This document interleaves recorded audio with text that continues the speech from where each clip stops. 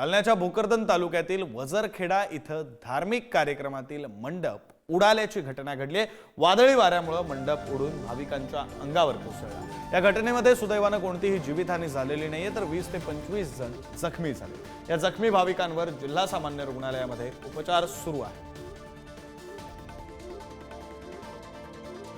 जालन्यामध्ये ही घटना घडलेली आहे। 20 ते 25 जण या घटनेमध्ये जखमी झाले। जालन्याच्या भोकरदनमध्ये धार्मिक कार्यक्रमाचा मंडप हा उडाला आणि त्यामुळे 20 ते 25 जण जखमी झाले। तर आता सध्या या सर्व जखमींवर जिल्हा सामान्य रुग्णालयात उपचार सुरू आहे आणि त्यांच्यापैकी कोणीही सिरियस नाही।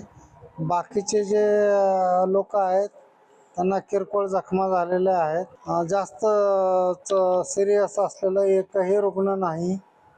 त्यामुळं नागरिकांनी किंवा त्यांच्या नातेवाईकांनी जास्त काळजी करू नये असं मी आवाहन करतो। आपल्या मार्फत त्यांच्याकडे हा संदेश पोहोचवा ही आपल्याला पण विनंती करतो।